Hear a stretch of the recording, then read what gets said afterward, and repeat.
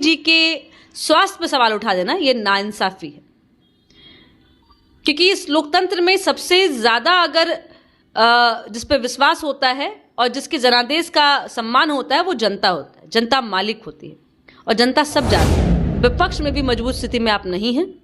आने वाले समय में राजनीतिक के भी मैप से आप बाहर हो हुई है। मुझे लगता है कि किसी तरह की बात आपत्ति जिनके साथ हुई उन्होंने दर्ज नहीं की है, लेकिन जो आपत्ति दर्ज कर रहे हैं एक बार वो अपने गिरवान में झांक के देख ले, अपने परिवार में। यही मैं कह रही हूँ, विपक्ष के पास में ना नेता है, ना नीति है, ना नीयत है। वह हमेशा आंकड़ों के मामले में, जाति के मामले में, धर्म के मामले में वो एक एजेंडा तैयार करती है। नमस्कार, मघी न्यूज देख रहे हैं आप। मैं संजना आपके साथ। नीतीश कुमार इन दिनों एक बार फिर से विवादों में घिर चुके हैं। आपको बता दें, कल नियुक्ति पत्र देने के दौरान उनका हिजाब को लेकर छेड़छाड़ करने का मामला सामने आया है। तमाम सोशल मीडिया प्लेटफॉर्म पे वीडियो तेजी से वायरल हो रहा है। बातचीत करेंगे, जदयू से प्रवक्ता अनुप्रिया जी मौजूद हैं। एक बार फिर से नीतीश कुमार की मानसिक स्थिति पर सवाल उठाया जा रहा है। माननीय मुख्यमंत्री जी के स्वास्थ्य पे लगातार विपक्ष ने पूरे चुनाव सवाल उठाया और जवाब के रूप में बिहार की जनता ने मजबूत जनादेश के रूप में दिया और जनता दल यूनाइटेड एक राजनीतिक दल के रूप में तीसरे नंबर की पार्टी से दूसरे नंबर की पार्टी में रही और 43 से हम 85 सीटों पे हम आज जनादेश हमारे पक्ष में।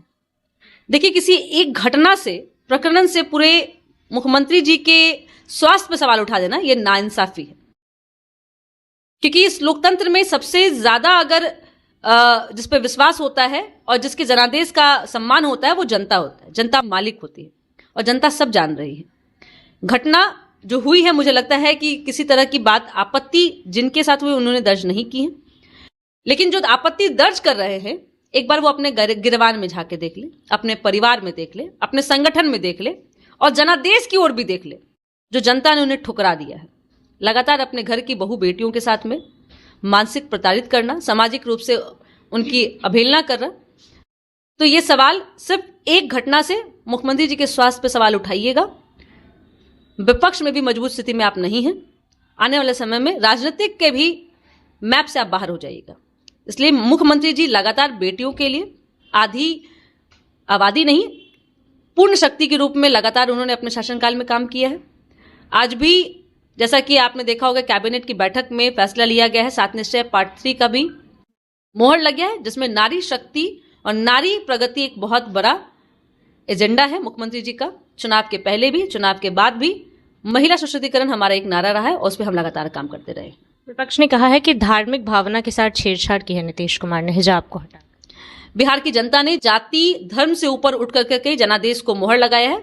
यही मैं कह रही हूं, विपक्ष के पास में ना नेता है, ना नीति है, ना नीयत है। वह हमेशा आंकड़ों के मामले में, जाति के मामले में, धर्म के मामले में वो एक एजेंडा तैयार करती है और जिसके जाल में वो खुद ही फंसी। और राजनीतिक पटकनी भी बिहार की जनता ने उनको दी, लेकिन वो अभी भी सबक नहीं सीख रहे हैं। बिहार की जनता कभी भी जाति धर्म की राजनीति में फंसती नहीं है, वह विकास की ओर देखती है और विकास की मुख्य धारा से बिहार की जनता को किसी ने जोड़ा है तो नीतीश कुमार जी ने जोड़ा है। आज बिहारी होने पे हमें गौरवान्वित महसूस करते हैं कि हम बिहारी हैं। बिहारी हमारे लिए कोई गाली नहीं है, अब हमारा स्वाभिमान है कि हम बिहार के नागरिक हैं और हम बिहार विकास, देश के विकास में भी अपना योगदान दे रहे हैं। और यही नारी शक्ति जो है पूर्ण रूप से अपना योगदान दे रही है, चाहे वो सरकार चुनने में हो, चाहे देश की अर्थव्यवस्था को काबिज करने में हो। एक और आरोप लगाया गया है नीतीश कुमार पे, कहा गया है कि 100% संघी हो चुके हैं। आरोप मैं फिर कह रही हूं, आरोप का जो नजरिया पेश करने का कोशिश किया जा रहा है, जो नींव बनाने का प्रयास किया जा रहा है, तो मैं उनसे पूछना चाहूंगी कि जब मुख्यमंत्री जी ईद अपने घर में मनाते हैं, जब मुख्यमंत्री जी रामनवमी के जुलूस में शामिल होते हैं, रामनवमी में शामिल होने लोगों को अभिनंदन करते हैं, जब मजार पे जाके वो चादर चढ़ाते हैं, जब मंदिर मस्जिदों की घेराबंदी कराते हैं, मदरसों का वो डेवलपमेंट कराते हैं, तब उनको नेस दिखता नहीं है। लेकिन बिहार की जनता सब जानती है, बिहार की जनता उनके मंसूबों को जानती है जो धार्मिक उन्माद फैलाने का प्रयास कर रहे हैं। और लोगों ने देखा है कि भागलपुर जैसी जो दंगा जिसमें मुसलमानों को काटा गया, वैसे दंगाइयों को किस तरह से लालू परिवार के लोगों ने सहयोग दिया, राजनीतिक संरक्षण दिया। कांग्रेस और आरजेडी के शासनकाल में लगातार धार्मिक उन्माद होता था और मुख्यमंत्री जी के शासनकाल में जाति धर्म से उठकर के विकास का काम होता है। अनुप्रिया जी हमारे साथ थी। सुना आपने, नीतीश कुमार पर आरोप लगाए गए विपक्ष की ओर से कि धार्मिक अवहेलना की जा रही है, धार्मिक भावना के साथ खेलने का प्रयास किया गया है। पूरे बयान को लेकर जो भी राय है अपनी राय कमेंट बॉक्स में जरूर दे। फिलहाल इस खबर में इतना ही। बने रहिए हमारे साथ, देखते रहिए मगही न्यूज। धन्यवाद।